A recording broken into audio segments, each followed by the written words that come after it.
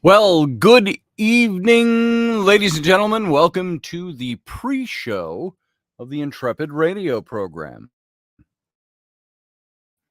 And for anybody here this evening, the first 4.5 minutes is just getting everything warmed up, making sure everything's connected, making sure the mic is ported up, making sure we're connected to the server for the radio station, and all of that.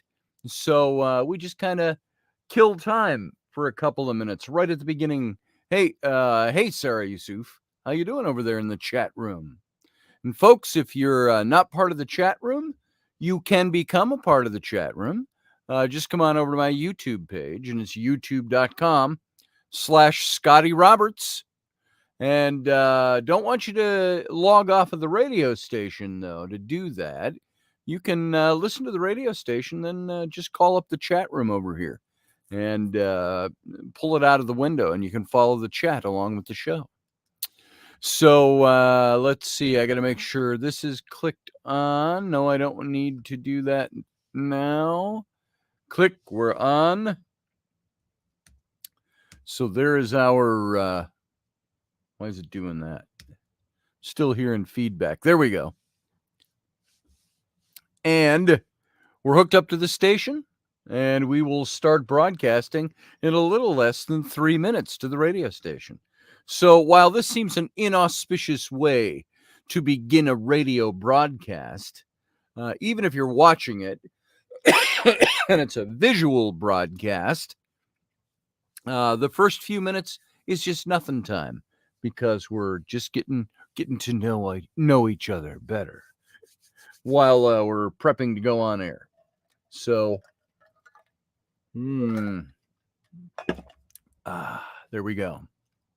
Some interesting possible developments today. Excuse me.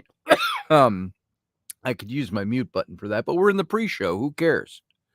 So, I get a sharp tickle right there. What time is it? 2:32. Some possibilities have arisen for places to live and to move to. And it might be an out-of-state move. We don't know yet. We're looking into the details. Might be too fast, too soon to try to make that happen, but there it is. Hey, Roger Rabbit. Good to see you. Lucky Smith. Good to see you as well. Field Guy. Yeah, it's still light out here. Look at that. Here. You can only see the light in my window, through my window, in the dusky hours. Sorry, you can see the mess, too. This is my desk that spreads all that way. And then there's a walkway, and you hit the books over there. So the depth of field is a little deceiving on this. Let's see. Let's get that line back up to where it's supposed to be. We got about a little less than a minute left before we go live. I suppose I should put on my banners and things. Boom, there's the banner. And boom, there's the other banner. Banners and stuff. And we're pretty much ready to roll now. So, what do we got? It's almost 4 minutes after the hour. 4:25, we go live on the radio. And then the rest is history. Stick around after the show goes off the air, folks, because we will be doing the Captain's Cabin, which is kind of our after show, where we stay live over on YouTube, but we go off air over on the radio station. So at 9, it's about 9:57 that we're off air. So here we go. Hang on.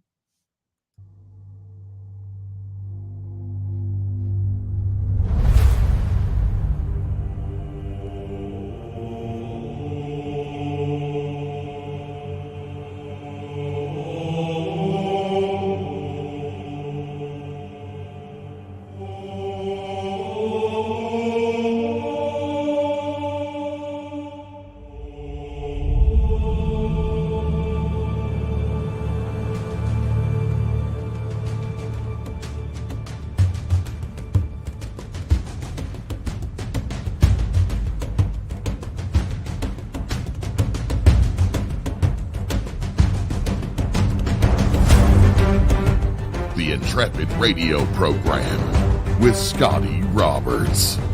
Intelligent talk.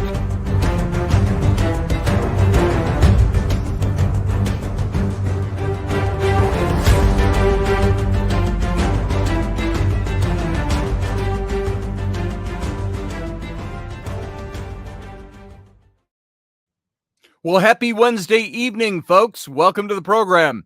I'm your host, Scotty Roberts of the Intrepid radio program, right here on Odyssey Radio. That's at ODYSYradio.com. You can also see the simulcast and video broadcast over in 4 different places. You can see it over on Facebook in 3 of those places. Facebook.com/Odyssey Radio, Facebook.com/Mr. spelled out, .Scotty.Roberts. That's my own page. And then over on the Intrepid radio page over on Facebook. And of course, on my YouTube channel. That's youtube.com/Mr. Scotty Roberts. And I'm sorry that announcement matter at the beginning of my show isn't more entertaining than that. It's what we got. This is scintillating live radio, folks. So enjoy it. Welcome to the program. Thank you for being here. Thank you for taking your time to spend it over here with me and talk about stuff like jinn. Do you believe in jinn? Do you believe that these things exist? I don't mean believe in them like, I believe in God. I believe in Jesus. I'm not saying that way. I'm saying, do you believe they exist? Do you believe that some of these odd types of creatures that we have always relegated into the storybook realm or into fantasy or into legend and mythology, that they really exist? I happen to think they do.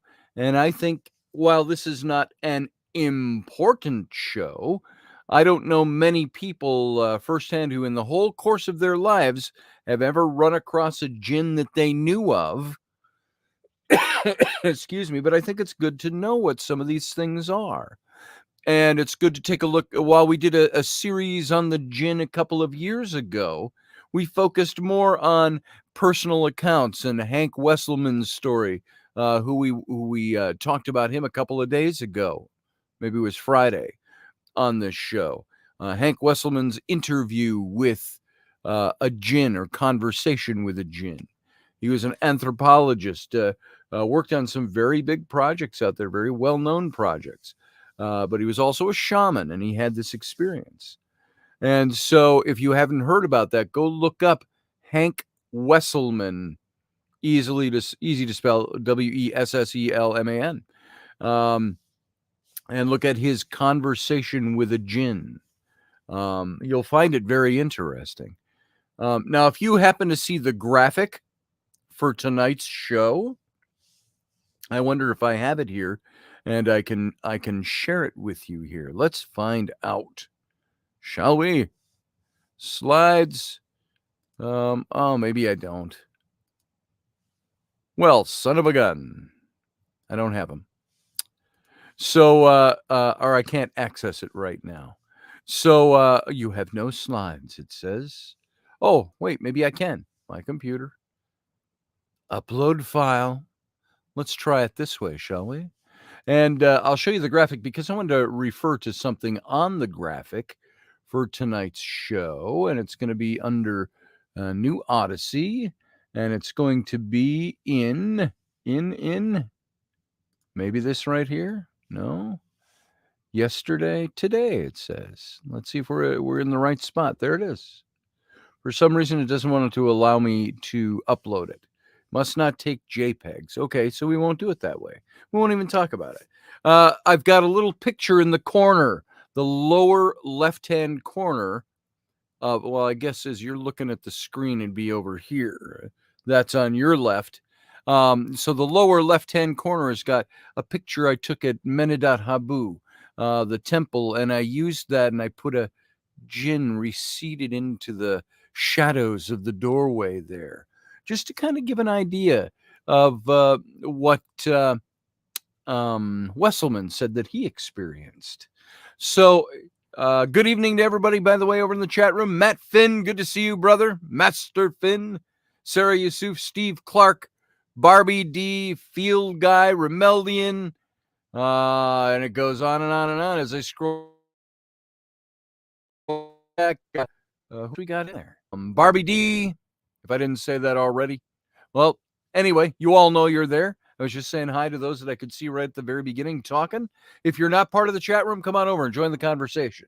So tonight, we're only going to spend tonight and maybe tomorrow night will be the last night on the gin. I want to have you excited about the topic and excited about the information and finding it intriguing and fascinating. But I don't want to wear you out on it. I don't want your eyes to start glossing over because we could go on and on and on into all the minutia, but we'll get to where we're going. And Sarah had brought up something that was mentioned in the show when we were talking about either last night or the night before about ghouls. We might hit that on Friday. So I'm going to look into that. She sent me some interesting stuff on that. So we'll look into what's a ghoul. Do you think you know what a ghoul is? Many times we cross over all these words: ghosts, ghouls, wraiths, shadow figures, all of this stuff. Maybe we'll look at that a little bit. And that also has some Arabic origins on it. So we'll get into that. And so tonight, we left off last night. We were talking about a quote that was given by a man named, he was an Arab historian. He lived in the 8 to 900s AD. And his name was, where is it here? I lost it. Abu al-Hassan Ali al-Masudi. And he was called by some the Herodotus of the Arabs. Now, you know who Herodotus is. Herodotus wrote his histories. John Ward and I used to, when we were doing the Intrepid radio show a few years ago, we'd throw a contest every now and then on air. And say, if you get this, the first one to get this answer right and text it into the chat gets a free copy of Herodotus. So anyway, al-Masudi, he was considered to be the Herodotus of the Arabs. And in his celebrated Meadows of Gold, al-Masudi explains the sequence of this creation of the jinn. And I'll just recap this from last night. This is a quote, so I'm going to read this. Pardon me for not hitting my mute button. A little dry cough in my throat tonight. It is said that God created the demons from the Simum, the burning wind. That from the demon he created his woman, as he created Eve from Adam. That the demon, having had relations with his woman, she became pregnant from him and laid 30 eggs. One of these eggs cracked open, giving birth to the Quatrabat, B-A-H-T, not B-O-T, Quatrabat, which was, so to speak, the mother of all the Quatrabs, demons that have the form of a cat. I always knew cats were evil, but there you go. Sorry, anybody who likes their cats. So from another egg emerged the Iblises. In those number must be counted El Harith Abu Murrah, and which make their home within walls. From another egg were hatched the Marodas, which inhabit islands. Another produced the ghouls, which chose for their refuge ruins and deserts. This is what Sarah was talking with me about last night. I like cats too. I like all animals, Sarah. I love animals, and animals love me too much. But I think it's not the cat I dislike. I dislike stepping barefoot into spit up hairballs on the carpet. Of course, they can't spit it up on the tile floor in the bathroom or the kitchen or the wood floors in other areas of the house. They have to throw up on the carpet. And it always hits you when you're walking barefoot, like at night through the house or something, and poof, you hit that hairball. Or you got to clean out their litter box. One of these days, I'll invest in one of those electric ones, those all automatic ones that sift it all out, bag it up when it's full, and spit it out the back end so you can just pick up the bag and throw it in the trash. So anyway, cats. I don't dislike cats. I dislike what cats do. Oh, and with their claws, they claw shit. Remember this? This is several years ago now. But you see that? That is my beautiful old vintage attaché. No, all of that marking on there is not vintage wear. It's not from wearing this bag over my shoulder and climbing the peaks or the cliffs in Egypt. No. Or in the Sinai. No. This is all from a cat who thought my leather bag would be a great place to sharpen his claws. That happened probably around 2015 or so, thereabouts. So I'm not a huge fan of cats. Anyway, moving on. He says, so the ghouls, I stopped to mention that. Ghouls are what we might talk about on Friday. Well, we will talk about on Friday. Which will be off of the gin by then. Let's see. And then the Sillas, which hide in the mountains. And the others, the Oasis, which inhabit the air in the form of winged serpents and fly from place to place. From another egg emerged the Dawasics, and from another the Hamasics, and from still another the Hamamas, and so forth. This is what he writes about. Now, these are those typical types of gin. And we're going to talk about those, hopefully, if not tonight, tomorrow night. If we don't make it, we'll be off the gin by the end of tomorrow night anyway. So the Arabs' belief in the jinn long predates Islam. It's not an Islamic thing. It's an Arabic culture thing picked up by Islam. And it played a role of considerable importance in the 7th century. In that environment in which the Islamic faith was born. And so according to this ancient belief of the jinn, spirits were believed to haunt dark and desolate locales in the desert. And this is where they hid. I've got a book that this just sprung into my mind. I've written these more scholarly books or academic books on Senenmut. That guy's sitting there, the bust back there. My agent wanted me to take his story and write it as a trilogy of novels instead of an academic treatment. And so I started doing that. And there's a scene where I have Senenmut and one of the other princes that were riding a chariot together, and they were a little wary of the area they were going through because there were jinn known to be in the caves and the hills there, and the nooks and the crannies and so on. So this is where they hid, in the nooks and the crannies, in the dark places, the desolate locales of the desert. And people needed to protect themselves from these beings. And it's often assumed that belief in the jinn, who were thought to dwell in the desert, originated with the Bedouin and was passed from them to settled tribes. And now there's a scholar, German Joseph Henninger, and he says this assumption that the Bedouin passed the idea of the jinn on to more settled locations. This assumption does not seem to me to be well-founded. Desert tribesmen who are at their home in the desert experience much less fear in those regions than do villagers or townspeople, who are often terrified by the desert and are convinced that all sorts of demons and monsters live there.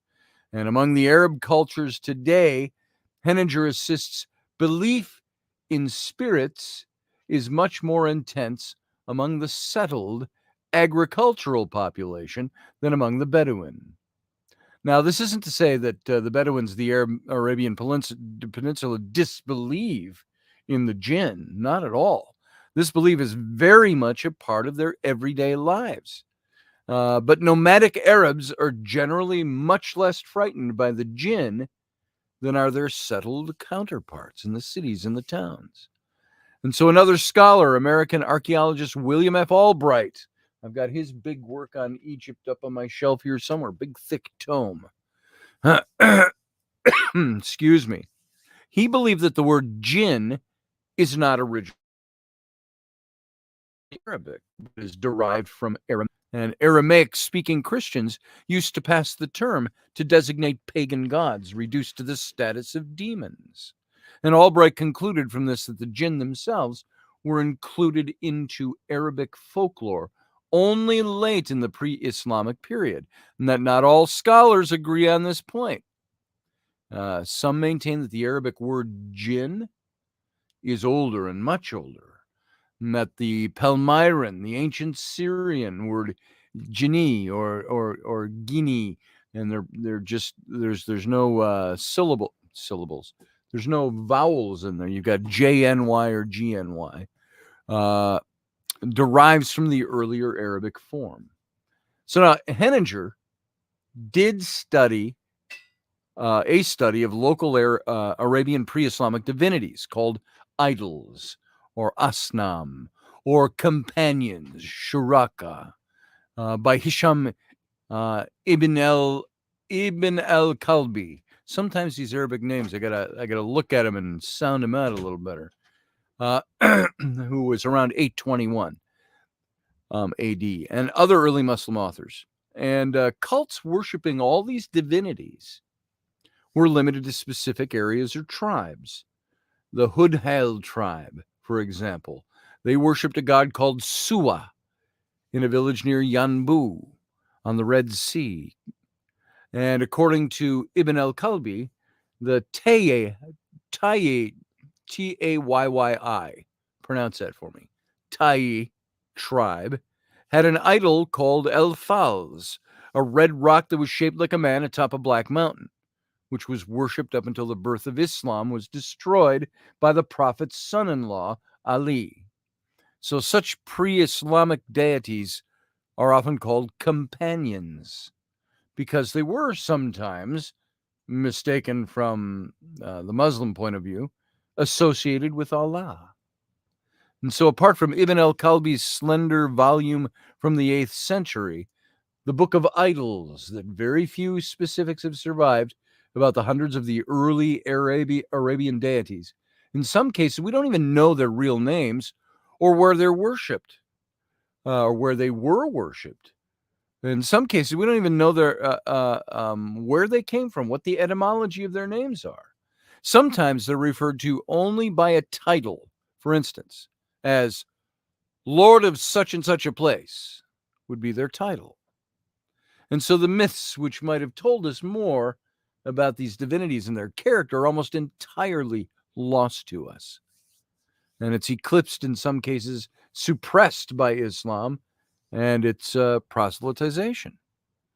So it's often a problematic issue deciding whether a specific deity originated with the nomadic Bedouins or the deserts or with the settled peoples of the Middle East.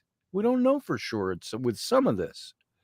So it's an interesting study that I have not invested a lot of time in. That's not my area of scholarship, so to speak. So I rely on what others have to say about this.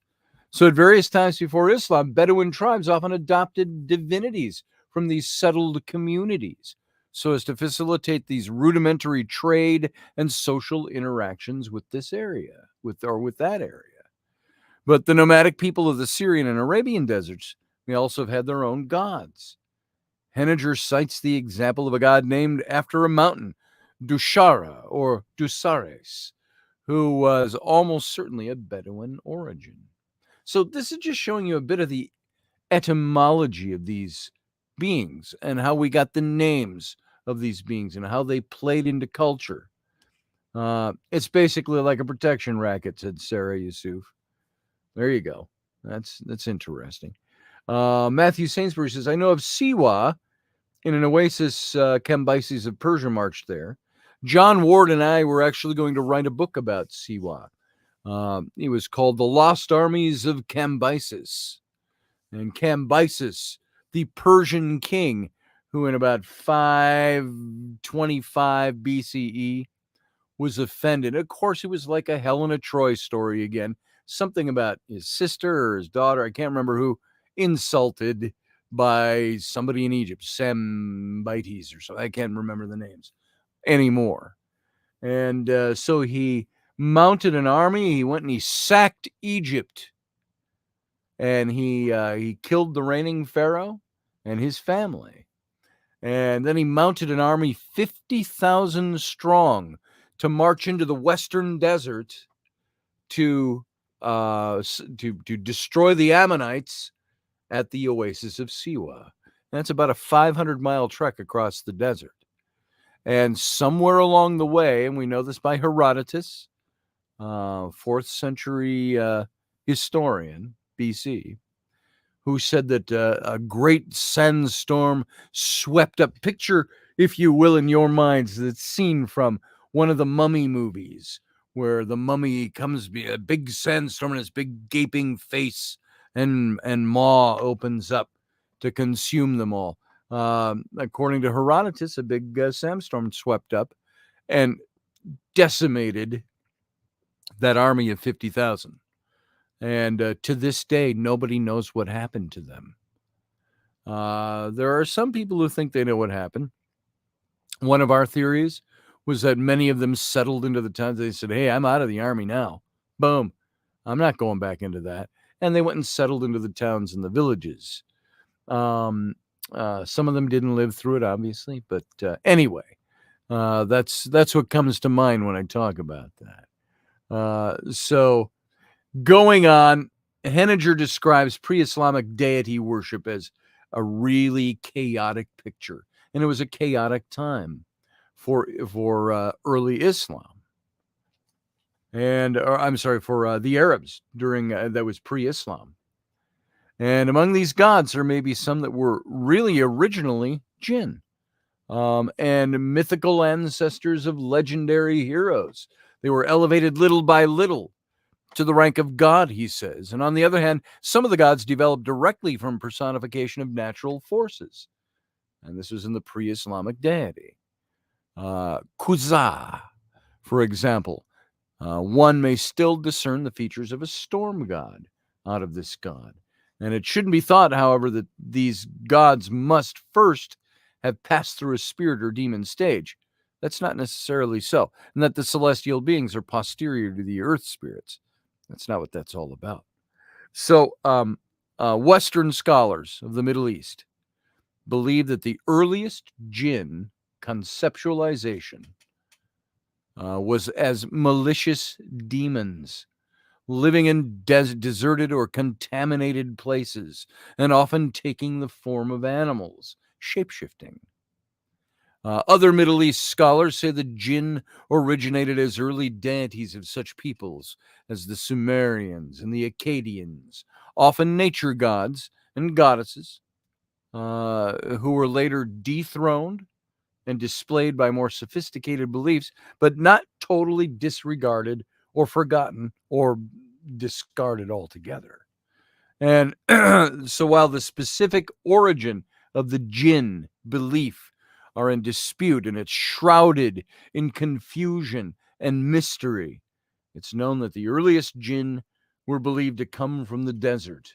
But belief in these creatures crystallized not in the deserts of the Middle East themselves, but in settled and sown areas, agricultural areas, where farming had taken root, and cities and civilizations. They were being built, and particularly in Mesopotamia, the land between the rivers, the Euphrates and the Tigris rivers, which today we would look at and say that's Iraq and Iran. I think it's more Iran now.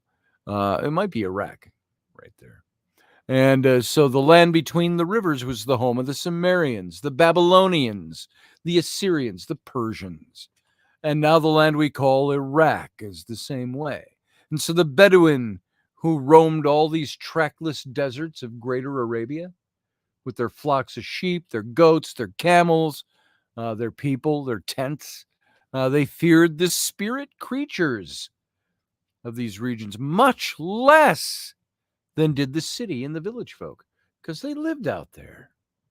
And the city folk dreaded the remote sand wastes and the sand people. Oh! Had to throw in my Star Wars reference. The remote sand wastes because they were thought to harbor the unknown and the mysterious. We get that now. You leave the city, and there are more city dwellers than forest dwellers, I'll bet you, who believe that the forests are full of spirits or ghosts or bears even, or Sasquatch. So, Pazuzu was the ancient Mesopotamian wind demon. And he's an example of a desert spirit, a primordial jinn who struck terror in the hearts of the city dwellers, especially in the city of, you've heard me talk about this city before, of Eridu. Eridu was a city that was located in kind of the backwaters off the wash of the Euphrates River. And probably the most famous king we know of Eridu is Atrahasis, where you have the tale of Atrahasis in the old cuneiform tablets. And he pled with Enki to deliver them from the bondage to the gods. And so that's where Eridu comes in. Ur was another city. Ur. U-R. Now, I found it fascinating when I learned of I really made the first connection a very long time ago, how Ur of the Chaldees in the Old Testament, which is where Abraham came from. This is why we talk about Abrahamic faiths, Judaism,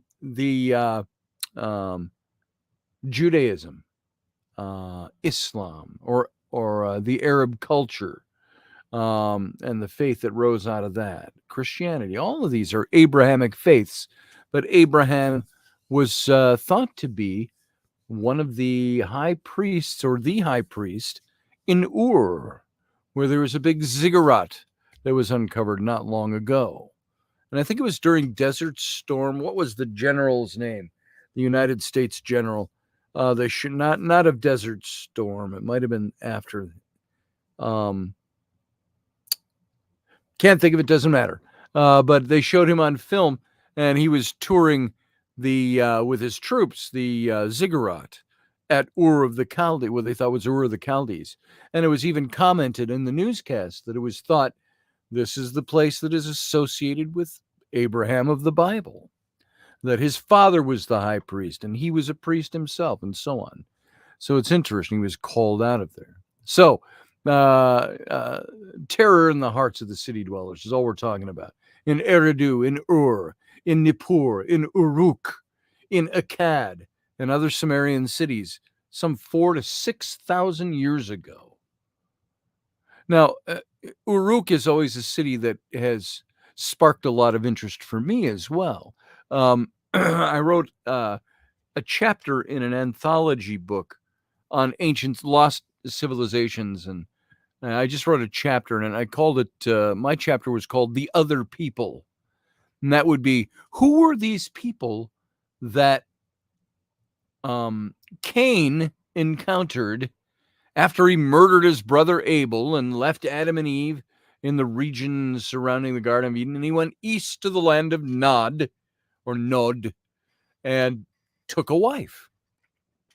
And while he was there, it said he built a city, and he called it Uruk, or I'm sorry, not Uruk, he called it Enoch, after his son.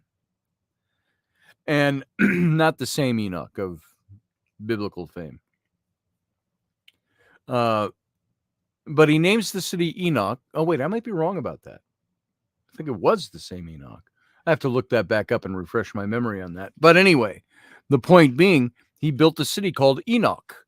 Now, in the passage of time and the way linguistics have changed over the millennia, the name Enoch, or the city of Enoch, the En became a UR sound. And the CH that we pronounce, or we spell Enoch, became the K. And Uruk became the name Enoch, became Uruk.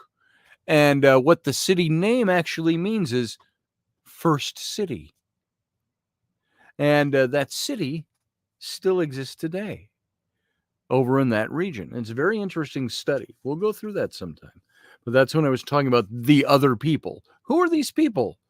that only one of 4 people, well, 3 after he murdered his brother Abel, according to the biblical account, who were the other people where he went and married a wife?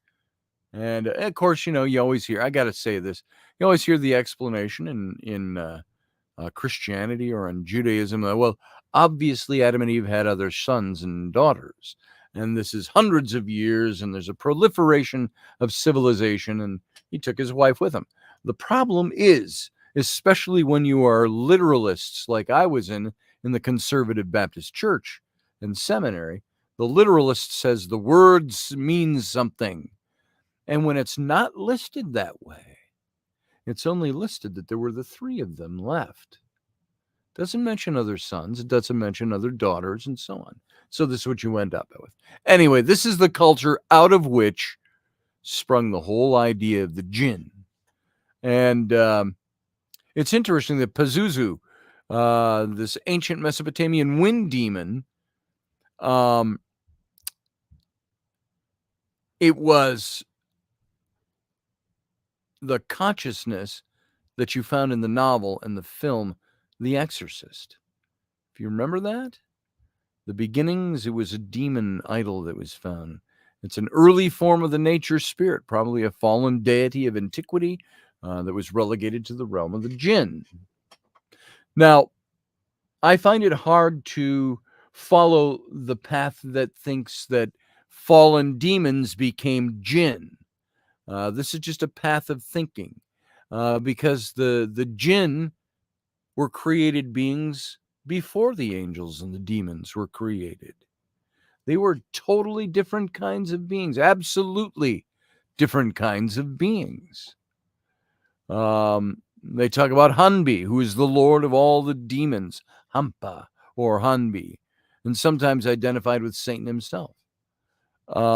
There is Cities of the Red Night, which is a novel, series of novels by William Burroughs.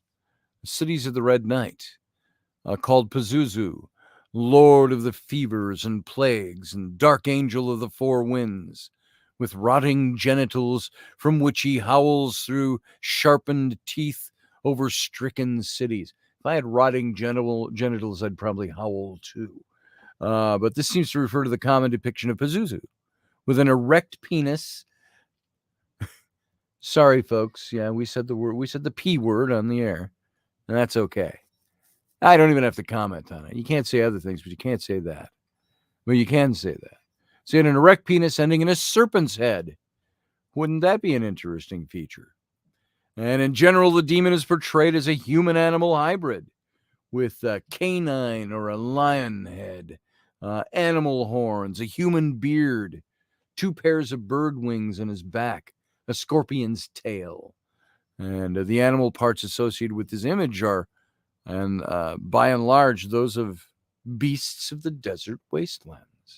Pazuzu, you hear a shortened version of that's used in some of the pop cultural, the ghost hunting shows, and other people that are into studying the paranormal. Zuzu, they call him. So it's very interesting. All the more reason to make sure to come on Friday. Oh, you're not talking to me, Sarah. Okay. Niall Parkinson over in the chat room. Niall from Ireland says, well, I guess that the entire mythos of the jinn has yet to be fleshed out.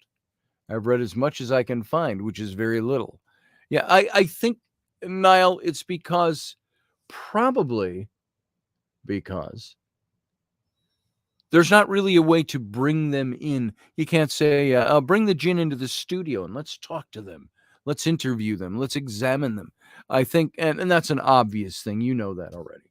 I think there's lots of literature about them, but sometimes not as deep as you would like it to get.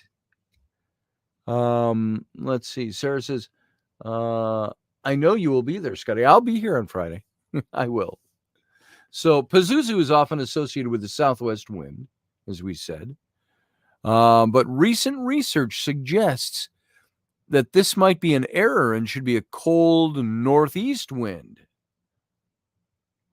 Wind is wind to me, but apparently there was something with the directions of what's carried on the wind, the heat of the wind, the cool of the wind.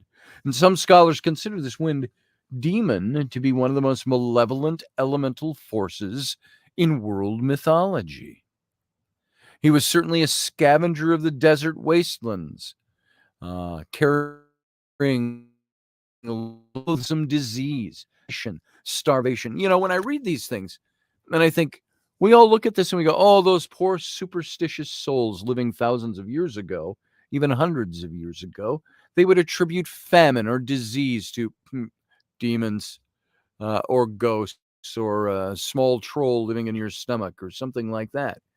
Well, here's the big question. Hey, Eric Leighton Crandall.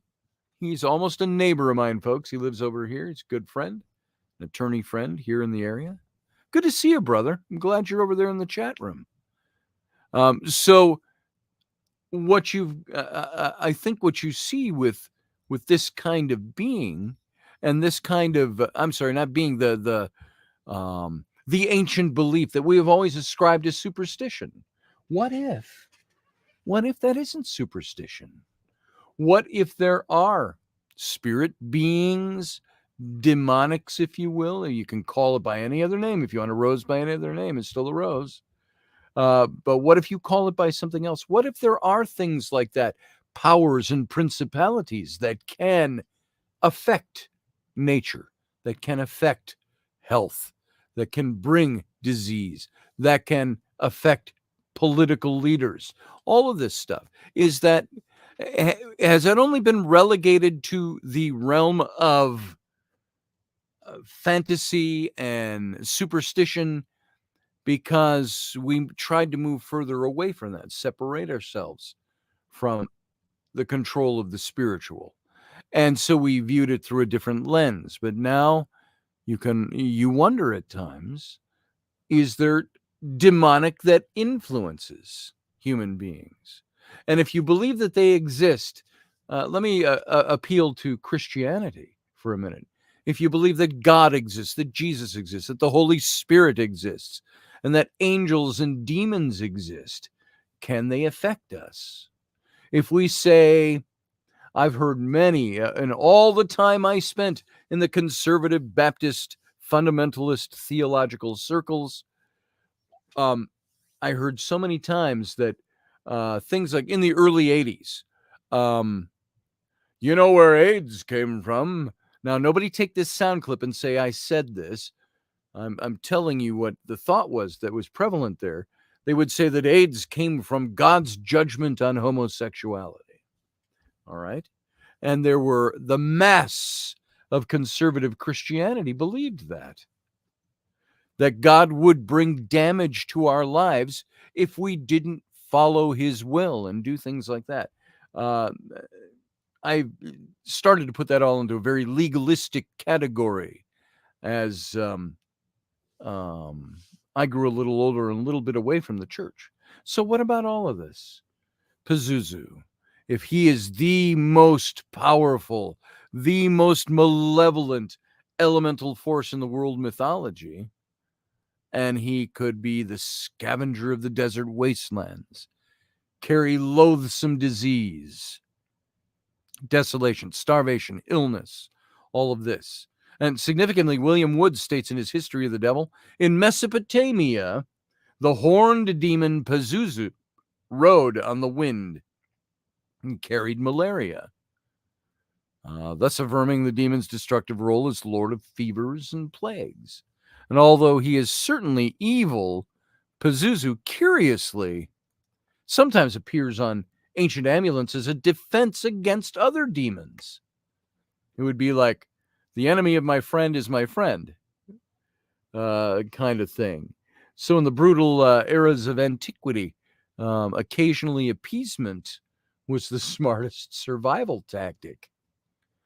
Now, many are saying that Pazuzu and other demons like this were relegated to the realm of jinn. Now, I don't happen to believe that, because everything I've seen on the jinn so far is that jinn were their own race, for lack of a better word to use. Their own kind of entity. Demons and angels were very different. Remember, jinn were created from smokeless fire. Humans were created from the dust or mud of the ground, while angels and demons were created from light. So they all had different creation stories. Shaitans, says Sarah Yusuf over in the chat room, are said to whisper evils into the hearts of people. And see, this is something we were taught even in the church. When I went to seminaries, that demons can't make you do anything, but they know your mind. They can influence who you are. Even in Christianity, we have that same belief system. So you either accept it or you reject it all. And so since I don't reject it all, I have to say I have experienced many of the others. Niall says, managed to get a copy of Rosemary Ellen Guiley's final book on the subject, The Jinn Connection, today. He says, ridiculously expensive to find, but my London contact for rare books found me a copy today. That's fantastic, Niall. I'm glad you found one. I happen to disagree with Rosemary's take on the jinn, although we're not totally separate on that issue. The late Rosemary Ellen Guiley. Fire, air, water, and earth are elements of astrological signs as well, says Barbara. Yes, you are absolutely right. Unoffendable. Unoffendable, the question mark. That's your new moniker over here. That's Barbara is in the chat room. And so as you go on and keep digging into this and looking into this, that Pazuzu, despite his perceived desert origins, frightened the settled agricultural populations a lot more than the Bedouins. That was the whole point that I was making. The ancient Babylonians, who succeeded the Sumerians in Mesopotamia, were a Semitic people. And they believed to have originated in Arabia. And they were great practitioners of magic. Where do you think magics came from? Things that we have veiled, magics that we veiled in the Old Testament and the New Testament even. You look at things like the priests and the high priest, the Levites in Judaism and Old Testament times, let's put it that way. They would cast the Umim and the Thurim. We don't even know exactly what those were. They're thinking that they were stones that would light up when God was trying to tell a message. It would be like casting chicken bones, in the blood of a slayed chicken, or something like that. It's that kind of a thing. So that's exactly what you had with this introduction into Palestine. And the ancient Babylonians, I have some notes here, and I messed up my spot in the notes. And pardon me for that. You don't usually announce that on radio, but I do go by notes. I can speak a lot of things out of my head. There are some things I got to go, what did my bullet points say there? So many of the demons were primordial jinn was the point I'm getting at. And this was the thought that the primordial jinn were turned to demons. Now, if you make some comparison like we did the other night, and you talk about the jinn having some kind of comparative resemblance to the watchers of the Old Testament, or the B'nai Ha-Elohim in Genesis 6:1, those who came down and intermingled with the daughters of men and had children by them. And they chose whomever they loved, and they married them, and they spent lives with them. We were talking about the comparative between the jinn and some of the watchers and their Nephilim offspring. And that's how we got into talking about what would you get if you had a jinn that was married to a human being? What would that offspring be like? Be hybrids, certainly. Would they have qualities of the jinn? Or would the jinn have to give up those qualities in order to marry human? Don't know. But there are stories of all of that as well.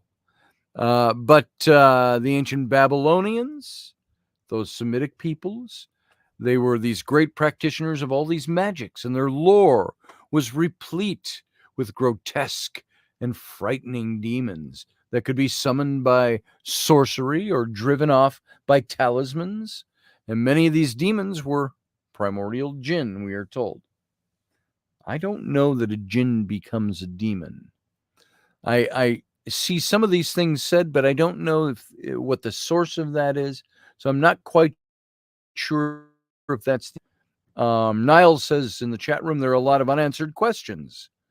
Even the presence of the angel who appeared to the Prophet Muhammad is not an Islamic entity. That's true. I have said many times, and I don't mean to offend anybody's religious sensibilities when I say this. I have to say that to Christians and Jews. And, there's one of my books, the book on the Nephilim I wrote. I said, it is my sincere hope that I do not earn the ire of just about every religion on the face of the planet because I'm going to throw certain things in all their faces while I'm discussing this. Not to be combative and not to be argumentative, but or for the purpose of offending anybody, but to say, let's look at these different angles of this thing. And with what Niall said here, that even there was an angel that presented itself to Muhammad. I can't doubt that. It's not my place to doubt that. I may not believe that, just like I may not believe something in Judaism or something in Christianity. But something I have said, and I wrote about it in one of my books, was, now this is in light, I'm going to give you this, but Moses pretty much did with the Israelites, or at the time they were still Canaanites, the tribe of Jacob, the tribe of Israel, when he codified Judaism. That was done by Moses. He codified the religion.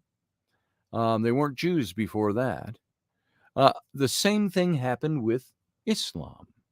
It was Muhammad who had a couple of mentors. One of them was a Jewish man. I don't remember the names off the top of my head. One was a Christian man. And these men had influence on him. And Muhammad was looking at ways to, how do I unify my divided peoples, the Arabic peoples?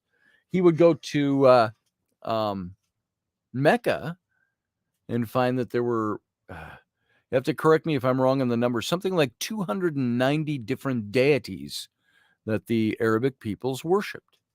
And he thought, how do I unify my people? They're at war with each other. And his mentors told him, you can almost hear the Jewish friend of his saying, the only way to unify your people, go monotheistic. And the Christian pretty much said the same thing. And so he went monotheistic.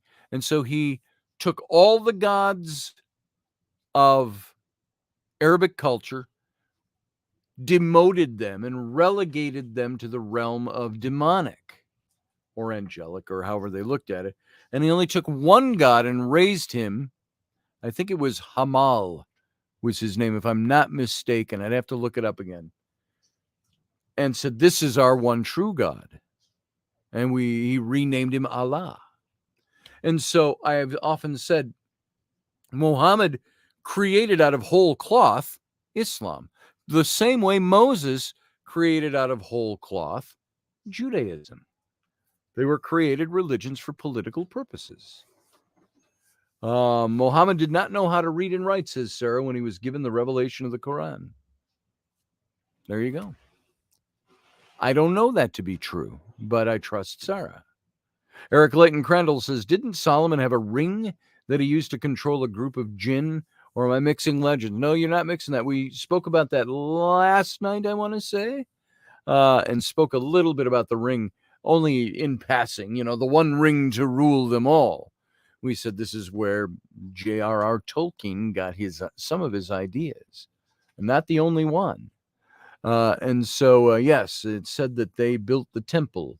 Uncle Dave, if he's in the chat room, he can tell you a little bit more about, and if he's here maybe for the after show, the Captain's Cabin, which starts in a couple of minutes because we're almost done with the radio show. So stick around, by the way, folks. Maybe Uncle Dave will come in and we'll talk about that a little bit. Hey, June Shasta in the chat room. Gabriel pressed the book upon him until he knew how to read, said June Shasta. There you go. Maybe we can talk about this a little bit in the after show. The Captain's Cabin, as I hate to say it, but we're done with the radio program, and we got to get out of here. So we got about 10 seconds left of the show. So all I want to say is join us in the Captain's Cabin. Don't go away. Everyone else, live long and prosper.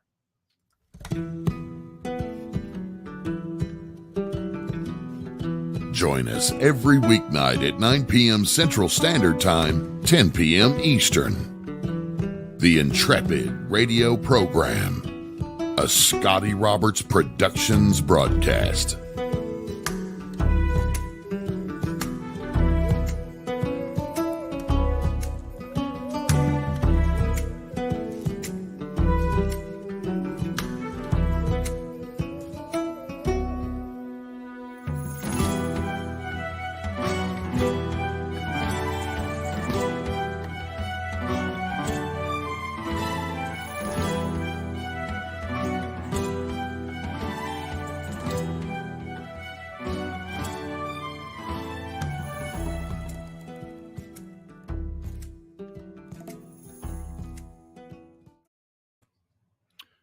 Guess what, folks? We're back. Welcome to the Captain's Cabin. Arr. And tonight, we're not going to be too long tonight. I can't go for an hour to 2 hours every night after the show, but this is the post show. And it was aptly named The Captain's Cabin by my listeners. And so I want to thank you all for that. And everybody who's here, thanks for sticking around. This is where we're off radio now and off air, and it gives us the opportunity to let our hair down and say nasty swear words and things like that you can't say on radio. I'm going to turn off the big banner because we're technically not in the Intrepid radio program anymore. So we'll turn that off, and there's Uncle Dave. Let's bring Uncle Dave up. Port up, Uncle Dave. He's on the starboard. There I'm letting my hair down. How you doing, Dave? I'm letting my hair down. I see that. Oh, we've got Sarah Yusuf All of it as well. She's going to come in. Sarah, how you doing tonight? Hey guys. Hey. How are you, Sarah? Hey, how you doing? It's been a long day. So I know those. I know what those are like. Yeah. So okay, I heard you say just ask wanna Uncle say hi Dave to about that, everybody. but I never heard what it is you're going to ask me about. So I'm going to ask you something that you'll probably have to kill us all afterwards because you'll be revealing Masonic secrets. So you'll have to feed us to the goats. Fatten the goat. It's the annual Masonic festival. Right? I see. Oh, you're not laughing. You're supposed to laugh. Okay, get the line. Oh, we're laughing, all right, he says. I'm So laughing on the inside. that's right. So I want to welcome everybody who's still over there in the chat room. I see we still have a few people hanging around. This is what we do after the show. We go into the non-show, the post-show. The nun show. The non-show. And so if anybody's coming in, this isn't the show. This is the post-show. The Captain's Cabin. Arr. It's not a show. It's more like a non-show. So, Dave, I wanted to ask you. I'm here. Eric Leighton Crandall over in the chat room. He's an attorney friend of mine. Lives in these parts. Thank you, Eric Crandall. I appreciate that. Eric asked a question about Solomon's ring and something about it being associated with the building of the temple. And I know that, of course, the Templars, the Masons, they have a lot of their foundational I don't want to say stories, information. What do you call it? Matter. Their foundational matter is based around, like a Hiram Abiff. Yeah. Who was what was Key he? The figure in master the mythos mason. of the Masons. There you go. What is it about the whole Ring of Solomon? Now, this is not my Ring of Solomon. I don't have one. This is a different ring, Saint Benedict's ring, but a ring that he supposedly had that gave him power to, as I originally learned it, gave him power. And we didn't learn this in seminary, by the way. This is the goofy stuff, the woo stuff you don't get into in fundamental. Power of the ring, you say? The power of the ring. What is this? There's a mysterious power within our ring. Yeah, no, it's yes.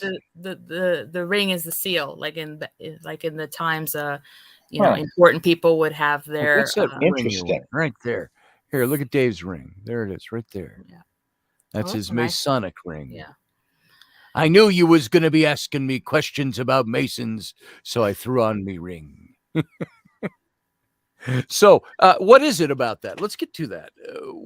Is that a legend that has any basis in real legend, I guess, that goes along with Masonic tradition or Templar tradition? And I could be just mixing those two up by accident. I think you are. Was there a ring that Solomon had? Is it something? Can you reveal this to us, Dave? No. I literally, within the main body of the Masons, there's nothing about. There's Solomon's nothing about ring. that. That's interesting. Did Solomon have control of a demonic force or a force of jinn? Either of those? Not within our teachings. Okay. Not that I can talk about. Okay. Hey, what level Mason are you? Can you tell me? Well, okay, so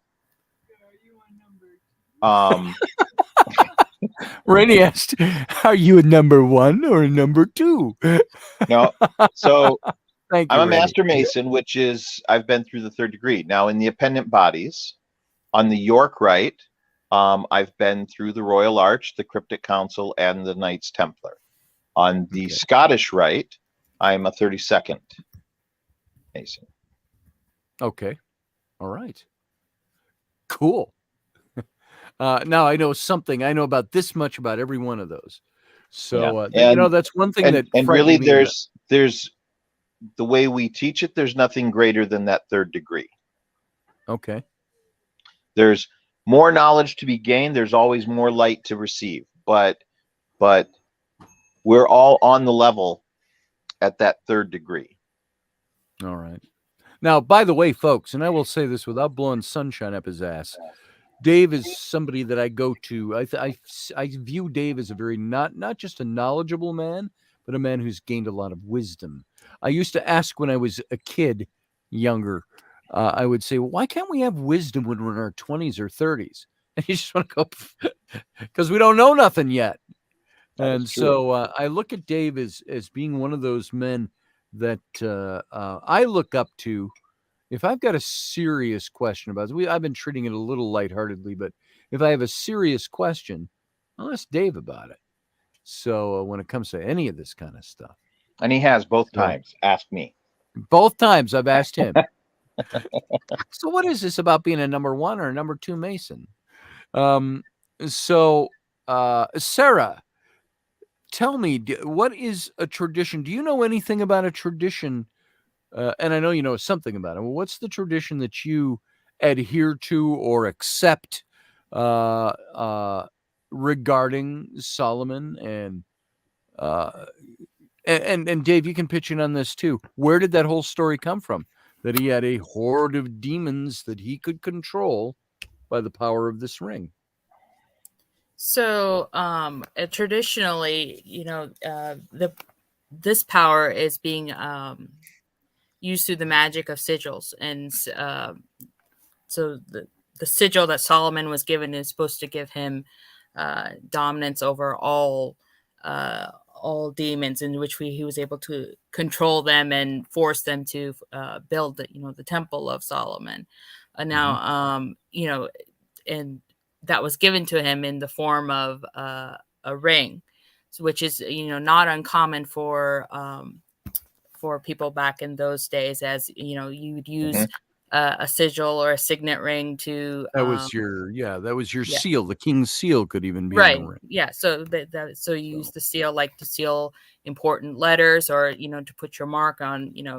This is from the house of Roberts, or this is the house of this is from Solomon. So who. It's not like somebody could fake like a letter from Solomon said this, but you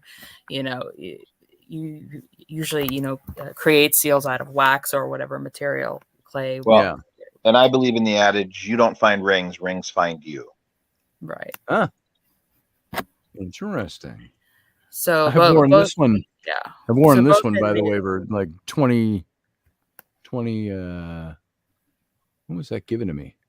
2003. So almost 20 years from this. So that's a different story, but rings find you. Yes, I believe that. Go ahead. I'm sorry, Sarah. No, that's fine. I mean, that was it basically. But, I mean, was it Niall last night that was talking about controlling the jinn to move the large yes, base blocks and such?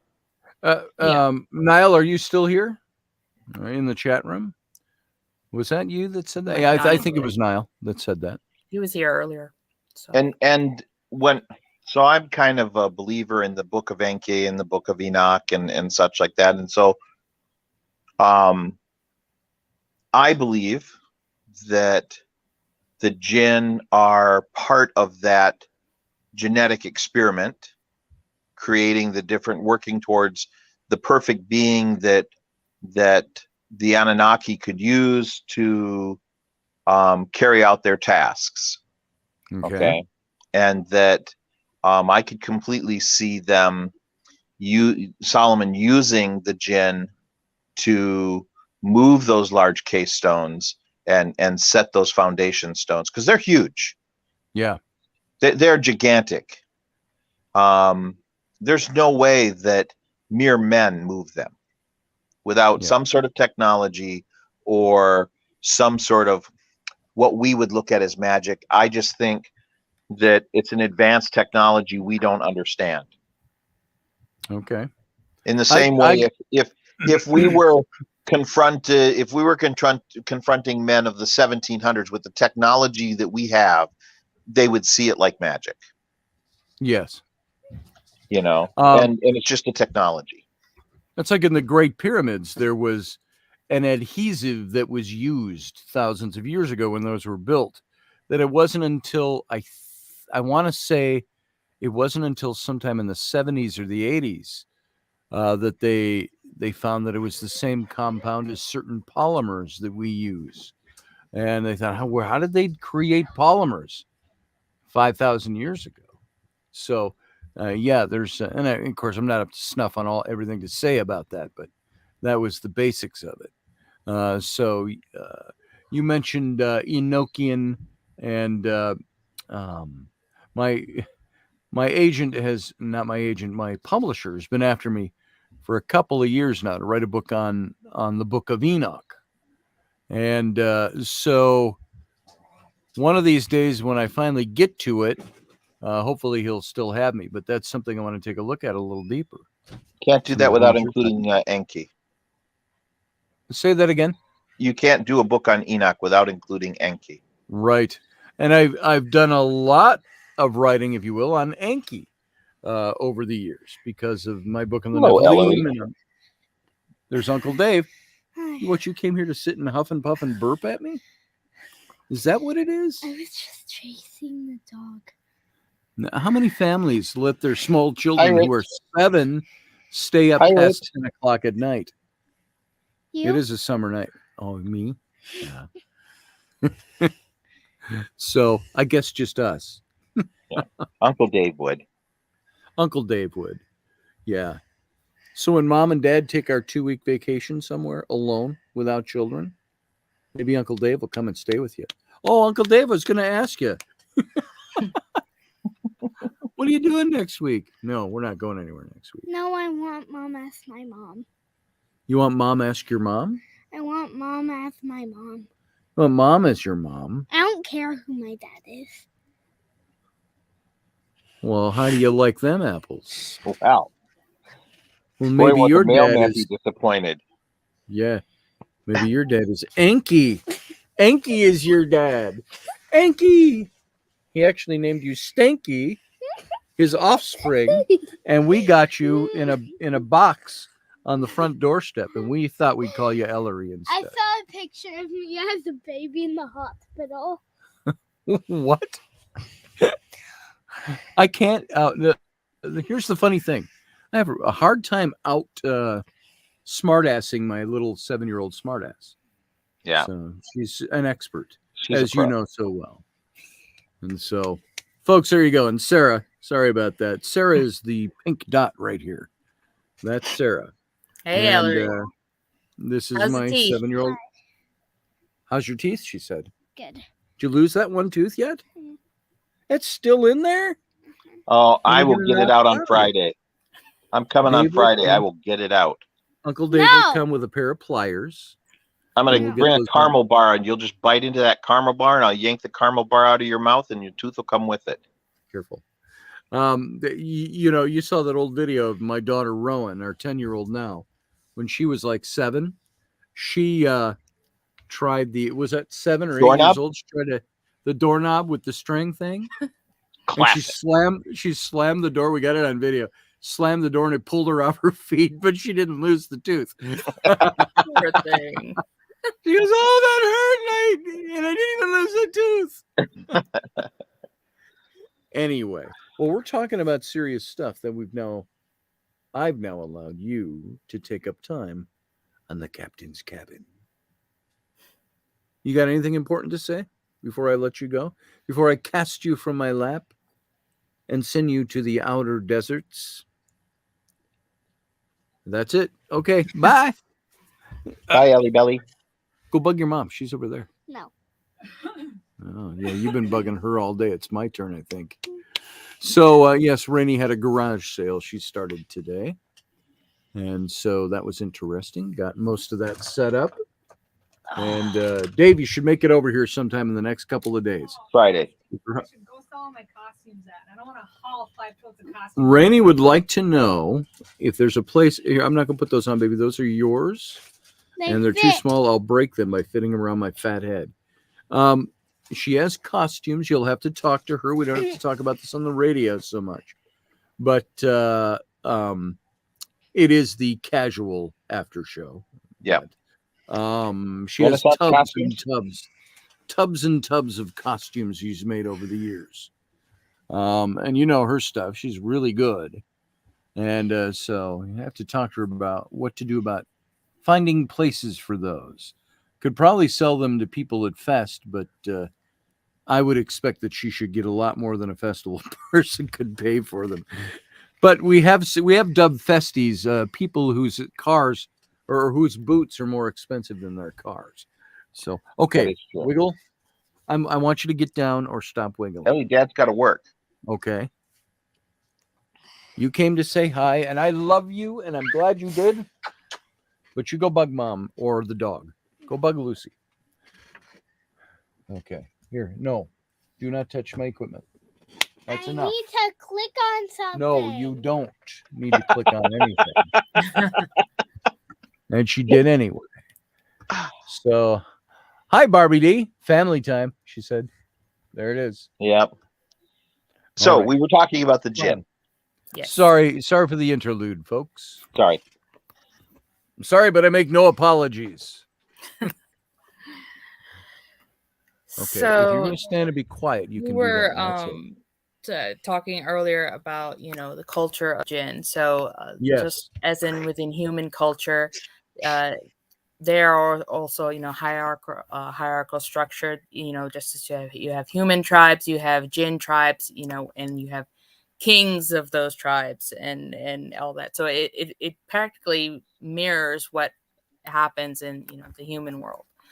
And then as the culture has developed through our interactions with the jinn, another form of subculture is formed in which we are forming superstitions and ways to giving advice on how to deal with jinn. Like even when I was growing up, they would say, there would be Pardon like, me 1 second. See you, Matthew Sainsbury. Thanks for being here. oh, see you, Go Matt. ahead, Sarah. So like when I in the ways that I was grew up, they would say that you don't really go out at night because that's when the jinn come out because sure. the dark they Just things to scare kids, or was that a sincere belief? I mean, I guess it depends on who you ask, but other than like there was even certain prayers that were developed because when in Islamic culture they value many things, but the two main things that in applying to the jinn are going to be cleanliness and respect.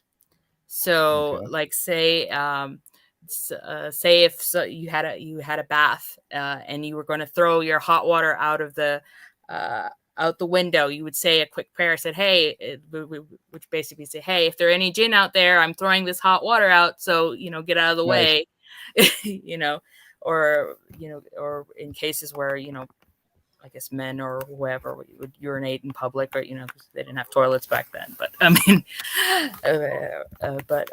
so you have this whole developing culture of practices that that they're kind of superstitions, and because people would either come across a jinn accidentally, if they were walking and all of a sudden they kicked something, and this, if the jinn was like sleeping or I've heard more stories in legend form that start out that a guy got separated from the crowd as they were crossing the desert, and he ran into a jinn.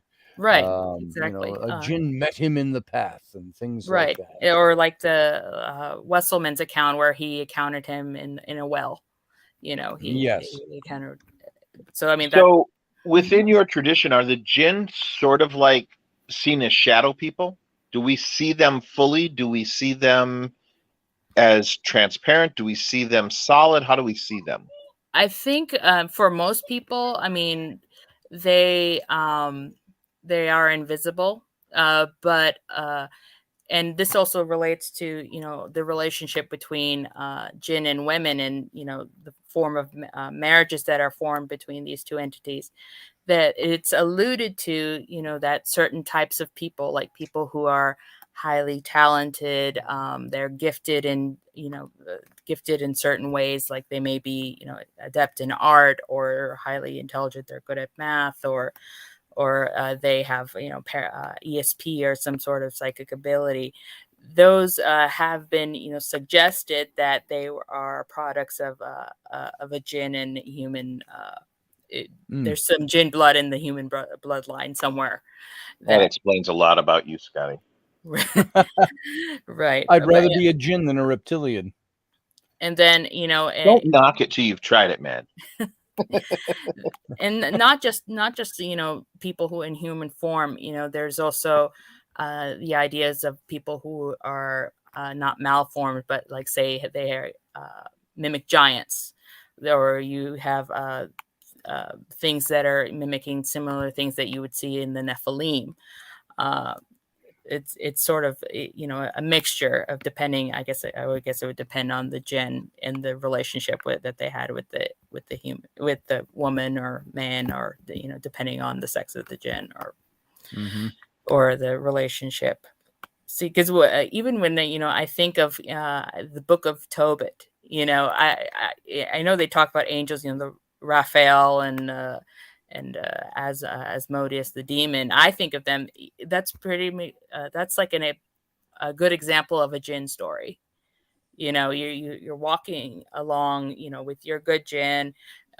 He tells them, hey, grab the, they go fishing, they grab the whatever they're going to need later on, even though it's not revealed. They said grab the heart and the liver of the fish, and we'll need it later on. And then the jealousy of Asmodai over I forgot the woman's name, but it could have been, that's not Sarah, but that a jinn has decided to, okay, he wants to possess and own this woman. So he's so when every time she tried to get married, and then try to have the wedding night, the jinn would come and kill the husband before the consummation, where Okay. consummation rituals are important Because especially. he wanted her for his own, or Yes. he was Yeah. what? Okay. Yeah. So I mean, it's jealousy. I mean, basically jealousy, and the act of consummation itself, especially, is not religious, but I mean, it's an important ritual. I mean, in marriage, in marriage, because if in some cases where consummation was not produced in a marriage, that marriage could be annulled, or whatever the laws are for those. It's that way in the royal weddings. When you look at like Henry and Anne, they literally, a crowd of people stood around the wedding bed to watch the wedding be consummated. Yeah, because otherwise it wasn't an official royal wedding. Awkward. Yeah. So and then that sort of the jinn have their own forms of emotional entanglements, as you would call it, that they would have become obsessed with people and whatnot. So, but what's interesting to me in I've seen videos on YouTube and other places that it's those sorts of entanglements will lead to jinn forming a possession. So now, I mean, as far as possession goes, I mean that it's not like a jinn can come and just come possess you. They are opportunistic, in like that you see in the Christian demonological Demonological. Right. Yeah, there we go. In that world, it's very opportunistic. So if you're like in a state of depression or a state of uncleanliness, or that you would be more ripe for a possession. Like if somebody suddenly had an onset of seizures, or they were having knowledge of things they would have no knowledge of, the classical signs of possession, that can also be attributed to the jinn. But I mean, as far as unions go, in the Quran, there's two things called there's two words that we use. One is haram, which means absolutely not, do not pass go, do not collect $100, the things like, you don't eat pork, or blah, blah, blah, all that stuff. And there's another word called makruh, which is like, it's not illegal, but it's frowned upon, it's like the lesser. So a union between a human and jinn is considered makruh. So it's you can get away with it, but you shouldn't, kind of thing. Yeah. Okay. Yeah. Exactly. That reminds me, I'd called this up. There was a little thing I read from Robert Lebling's book, Legends of the Fire Spirits, Jinn and Genies from Arabia to Zanzibar. And he gave this little story. He said, one night, 5 men from Nuiba were traveling past the mountain, and one of them fell behind and was separated from his companions, as the man, whom we will call Ahmed, wandered in the desert, or in the darkness, wondering where his friends had gone. Okay, I'm trying to do it without my glasses. That's what the problem is. Shazam! I can see! Let's see. As the man, whom we will call Ahmed, wandered in the darkness, wondering where his friends had gone, a beautiful woman suddenly appeared out of the night and blocked his path. Suspicious. She gave him, She gave him a choice: sex or be eaten. It was not a difficult decision, as the Bedouins put it. The man did what a man has to do. Do you want me to salt myself first, or? Yes. Right, not a difficult decision. Anyway, sorry, Sarah. No, That that's popped fine. into But I mean, mind. and it also, it's another link, because there are different types of jinn that are linked towards, incubi, succubi. The incubi, succubi, where there's women, types of women who would seduce Niall. these men and take away their energy, their vitality, and send them back looking older, much older Oh. than That's what than happened to me. beyond the years. That's what happened to me. Rainey, when I met Rainey, I was a young man. Rainey, are you Jin? I'm only 25. Jinn. People don't believe I me. just They- what? Oh, she said we just had too much sex. That was it. That's why I'm aging. And by the way, thank you for that. I often say Anyway. teenagers will give you gray hair. That's why I stopped dating them. That's Yeah, really. I don't eat those anymore. Yeah. How you doing, Niall? Great to see you guys. Hey, Sarah. How you Hey, doing? Niall. Hey, Niall. Scotty. How you doing? Yeah, no, it's a Take her death, says June Shasta. it's a fascinating subject, but I'll say that talking about the key, or Solomon, I suppose, is the key to this mystery of jinn and indeed masonry, because it's all very connected with the destruction, the building and destruction, and the Knights Templar of Solomon's Temple. I from what I've been able to, as I said last night, to read, is that jinn have been conflated with demonic entities, because I said something in the chat room. They have been conflated with demons because of what they can do, but their original function was as a race, Yes. not as demonic entities. They are very similar to humans, but they're dimensionally separate from us. That doesn't mean they can't influence us. But they're completely different from the demonic horde as we would come to know them. And there is a school of thought about the jinn, and it's heavily pushed through Islam. And Sarah can qualify this, that at one stage, again, there's conflation with all the monotheistic religions about this, but they were the one of the first chosen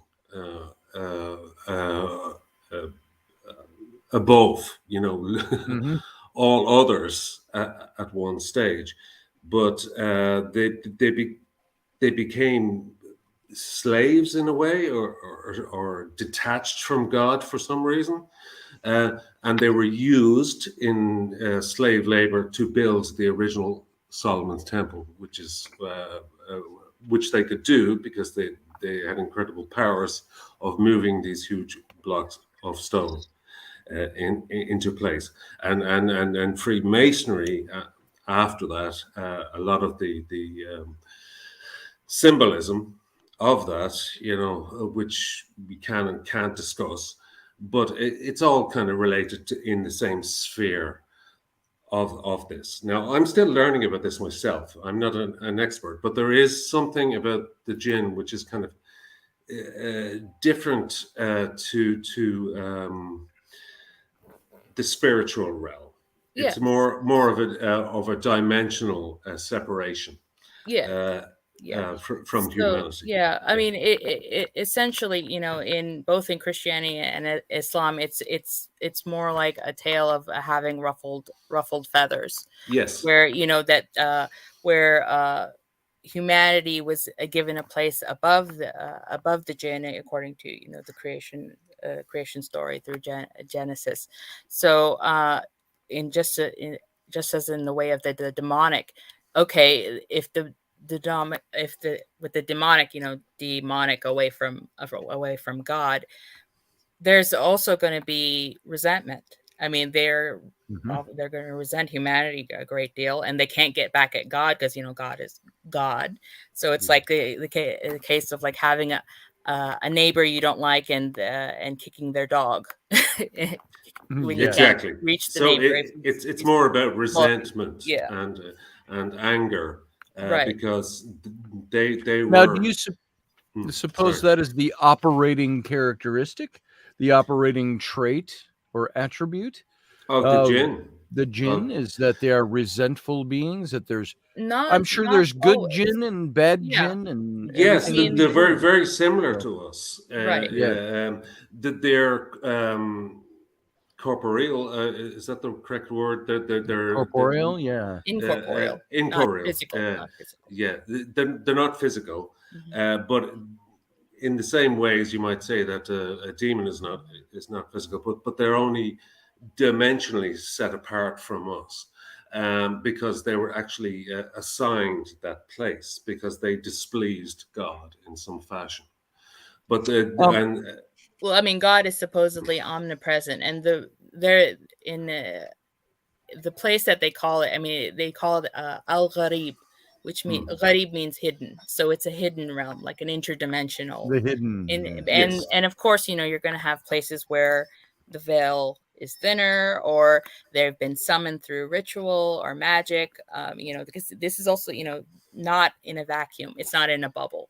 So you have practitioners of sorcery, magic prior to the revelation, of Islam and all that. All that was still going on in in the early Arabian state. I mean, that was happening all over the world, not just in Asia.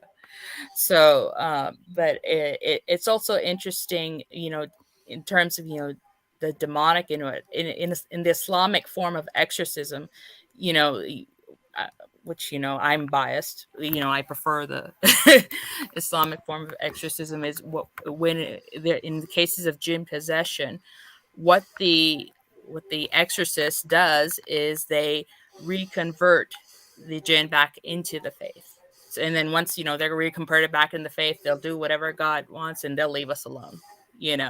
So a big question I have is, every time I have talked to somebody who seems to be quote unquote in the know about the spirit realm, about spirit beings, and of course the jinn, they will say, even a good shaman friend of mine who I trust immensely, he said, oh, if you've encountered jinn, you don't want that in your life. You want to make sure you are very careful about that, not to get in trouble with that, and so on, and that kind of language. And I've heard this is kind of that Rosemary Ellen Guiley kind of point of view.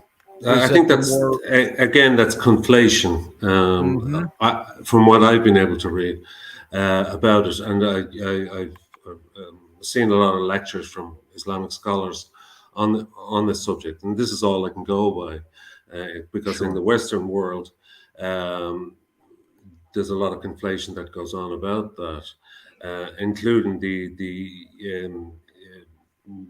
I was talking in the chat room about the original influence that Muhammad himself got, from this angelic being, which is not really an Islamic fundamentalist. I mean, fundamentalist as in truthful.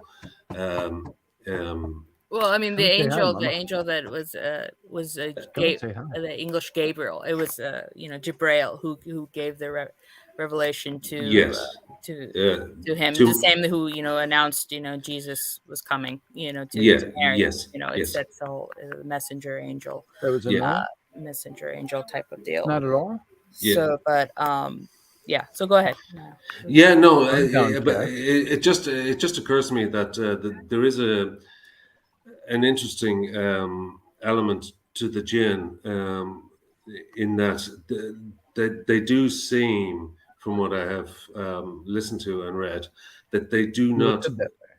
They seem to be separate from what we would term the spiritual realms, as we would traditionally know in Western culture. you know. I Uh, wouldn't. and Yeah, I don't really uh, see it as separate, but I mean, sure.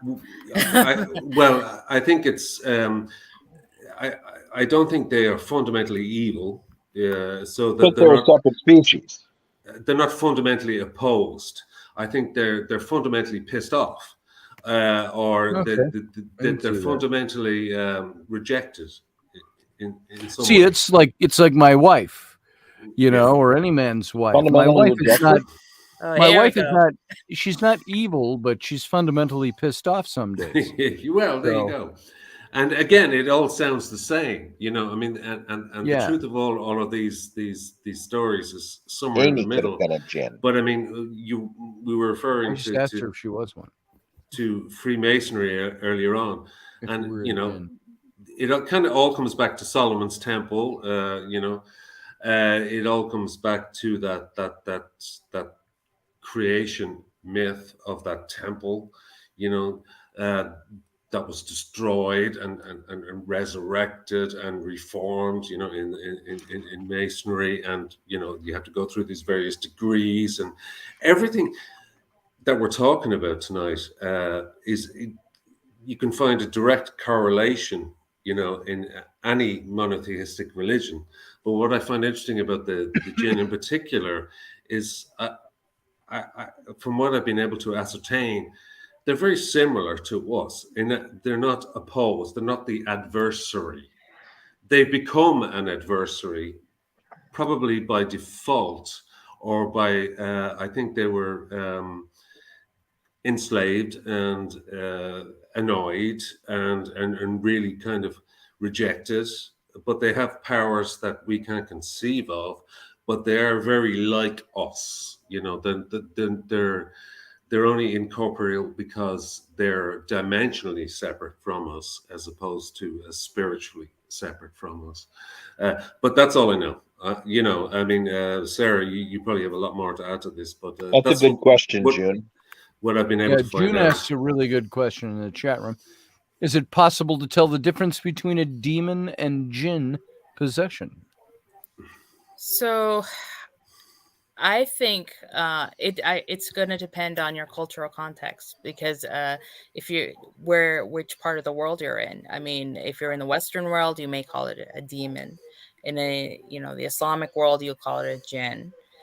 It's like you're comparing apples to oranges. I mean, But does our labeling in different cultural right? Yeah, it's regions our and label. geographical places Well, make any differences to what they are? And I think And what far they're too often capable of in the Western world, not necessarily specifically from people who are explorers of the paranormal, people that go out and do ghost investigation, but people who witness it, and people who have passing encounters are very quick to label something a demon. Yeah. Mhm. Oh, definitely. Without Yeah. really knowing what it is they're dealing with. That's not that I don't believe in demons. I think that what's the guy from Ghost Adventures, Zach? Zach Zach? Baggins. Yeah. Mhm. I think that he's encountered some actual demons. Okay. Yeah. But I think far too often, in a lot of these investigations, people say, "Oh, it's a demon," and it's like, I think it's just an angry spirit. You know, I look at the entity at the Palmer House in the door room. Okay, Yes. people are quick Well, I to want to remember that say. well. People are quick to say that that's a demon. I don't think he's a demon. I think Well- he's just he was an angry man, and he's an angry spirit. I will tell you this. When I was in the door room, I don't remember if it was with you and I and Rainey, or if it was Rainey and I and some other people at one other point in there. But in the door room, what they called the door room, it's just a room in the big, huge old basement of this Where they building put that all has a the bunch of extra old doors. It's literally a whole bunch of old doors stacked a up in bunch this of room. old hotel room doors from 80 to 100 years ago. And so we're in there and we're getting a voice that's coming back to us saying, you know, fuck you, you know, and things like that. This evil stuff, nasty stuff.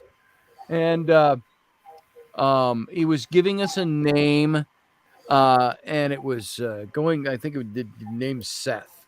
I don't think it's these Yep, Seth. Like, Seth. everybody goes, oh, there's Seth was the other No, entity that we talked to down there. Yes. And so he's doing all these nasty statements to me.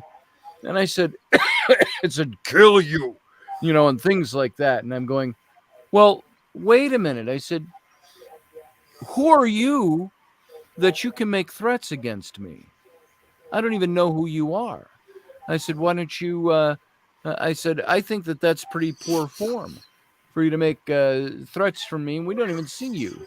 I said, what are you going to do? And then it you came have back. to be careful when you do that, though, because that's forming an invitation. Yeah. I was inviting him to name himself, not to come to me. I said, what gives you the right is basically what I was asking him. Yeah. That's the word. What gives you the right? And then he came back, and the next thing he said was, I'm Lutheran. What the hell does that mean? Yeah. It was almost like sheepish. What gives you the right to talk to me that way? I'm sorry. I'm really a nice guy. Just yeah. Again, And that also, sorry. I just want to say that as humans, we that experience you just described, we tend to try and isolate, say, that was directed towards me or towards the present company or the present situation. That could be just like tuning a radio between channels. Sure. Sure. And something is picked up, and it's like, fuck yeah, what? Yeah. It's like, except that I would say, Niall, in that specific incident, the conversations were very specific and personal. Right. And I think we were connecting with somebody in an intelligent, as opposed to my encounter with him the next day with Dave Schrader and the medium we had there was rather intense as well. And I love Dave. Yeah, he's great. Yeah.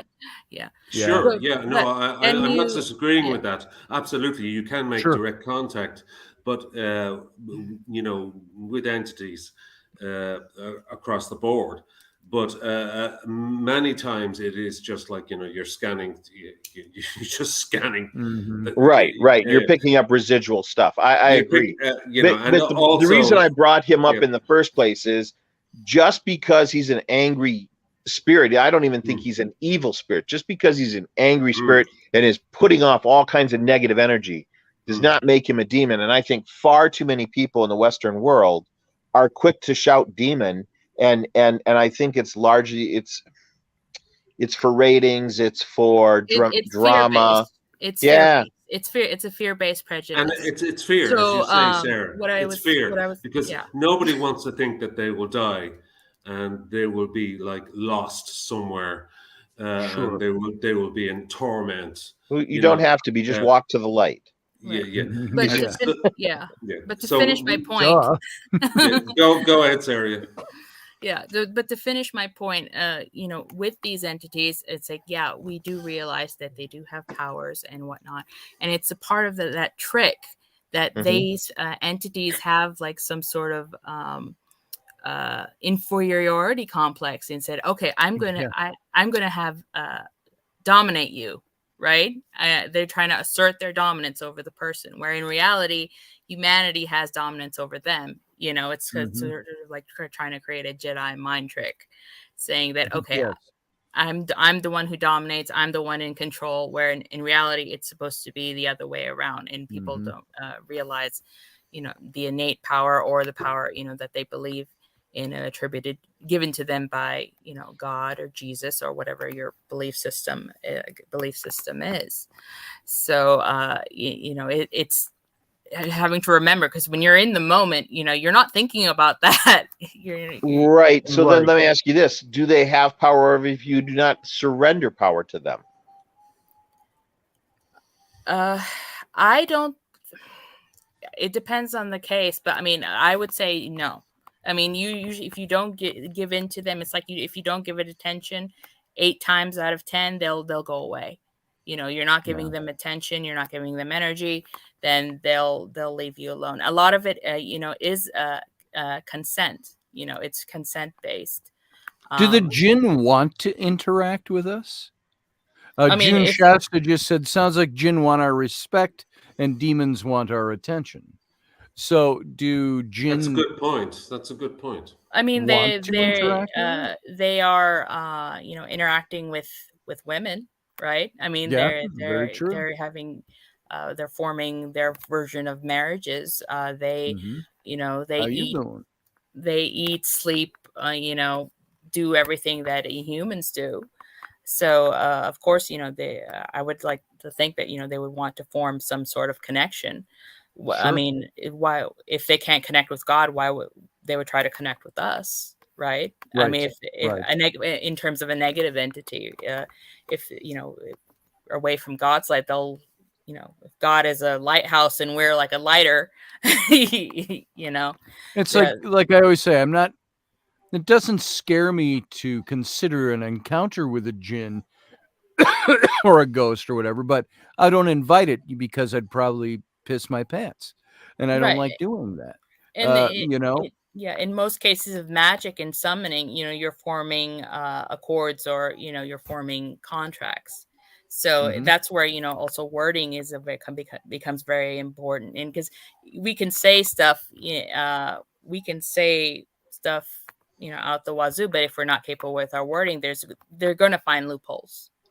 And such as in the Arabian Nights, or cases where if you when you wish for There's always something, loopholes. yeah, when you wish for something, and you when you want one outcome, and then you get what you wish for, and it's not what it's like, Yeah. Yeah. that there's Wishes have that to be sort of thing. worded so carefully. Right.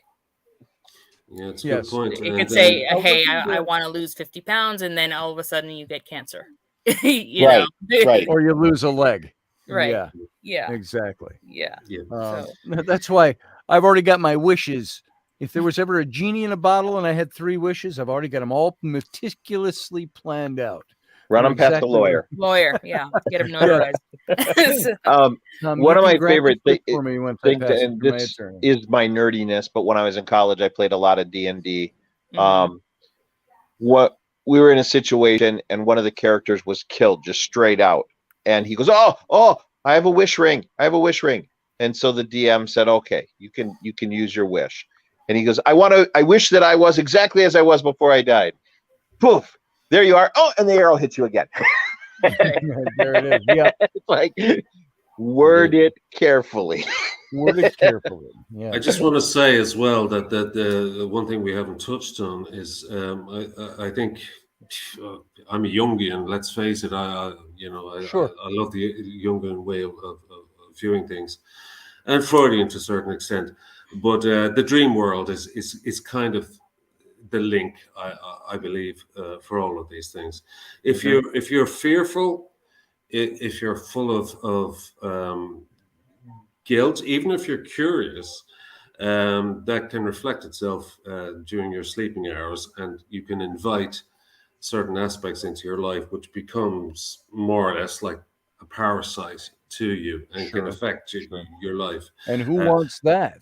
and who wants that? But all of these things, as far as I can tell, are related. It's like if you open a door, even unconsciously, something may or may not come in that will affect your life and your way of looking at things, and you may be manipulated in some fashion. Sure. And I think that applies across the board with jinn and the paranormal and the supernatural and UFOs and ghosts and all and cryptids and all of these different things. But when you actually kind of look at it as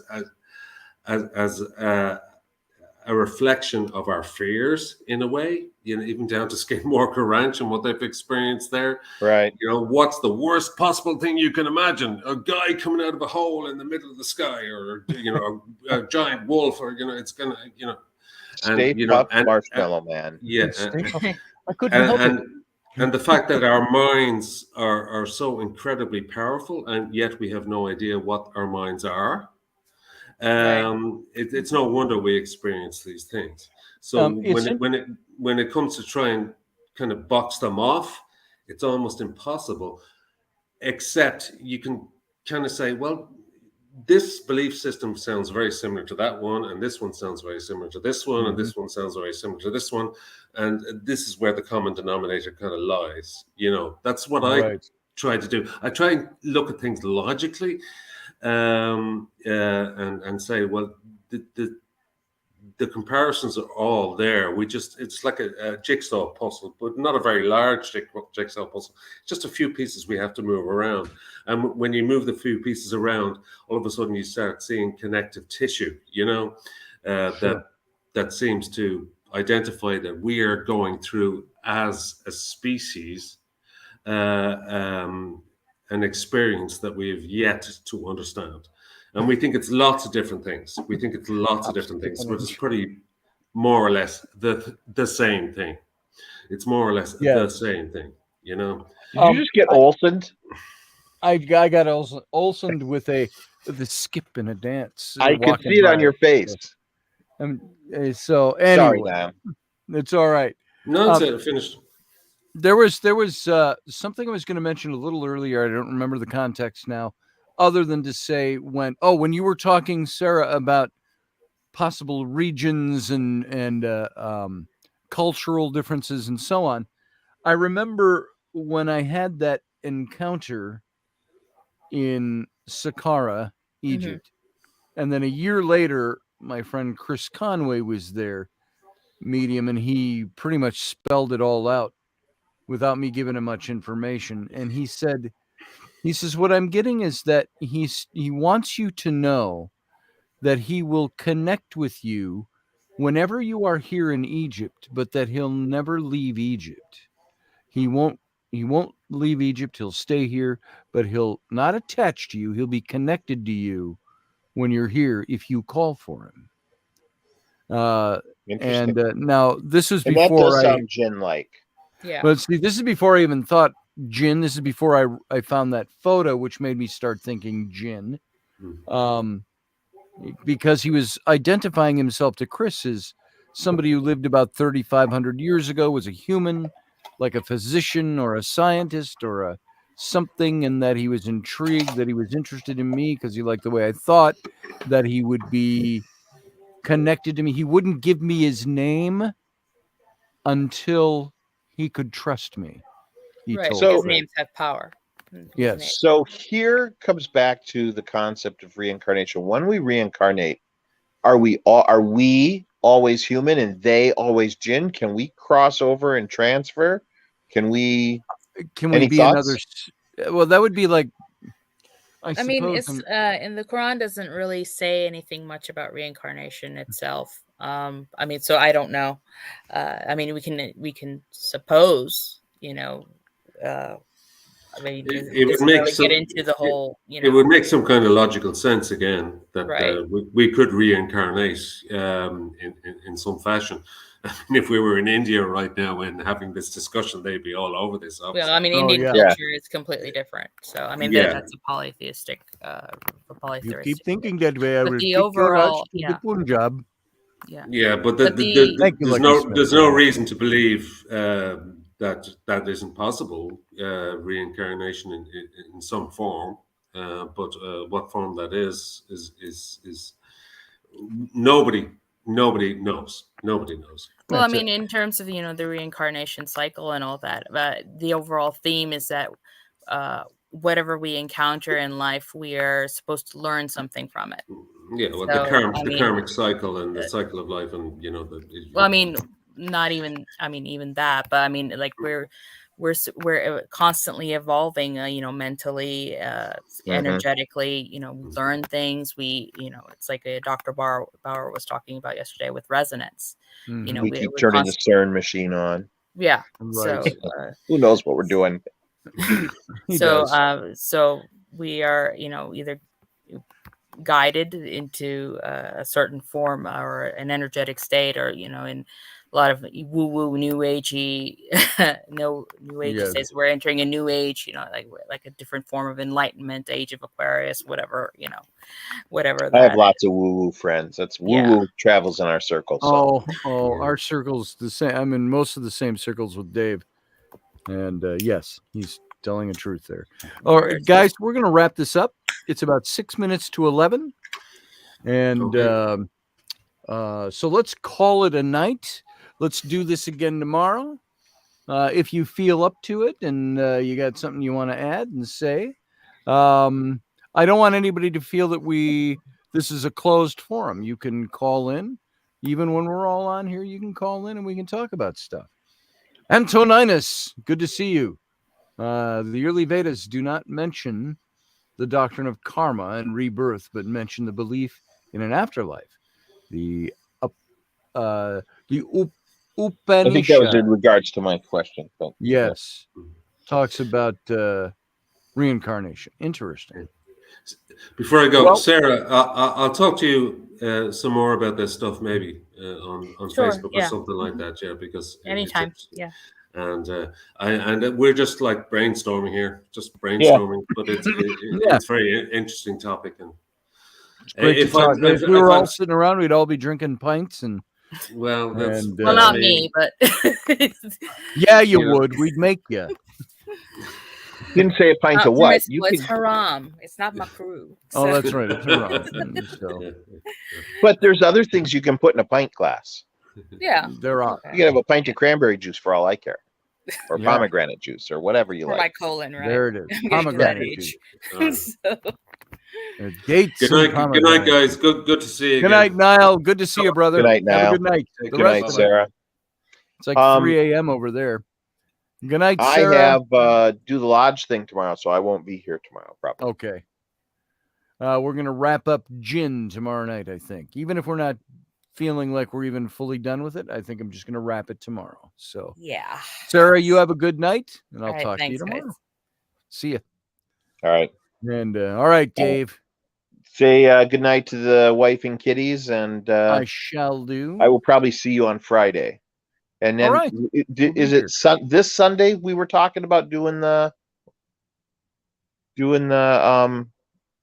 festival out there. Is that this coming Sunday or next Sunday? already?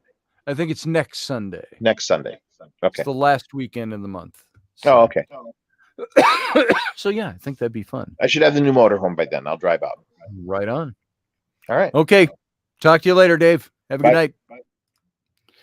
All right, folks, that's it. Oh, as if on cue, I yawn on air. So that's it for tonight's show and tonight's Captain's Cabin. And we're going to get out of here. And so, as always, live long and prosper.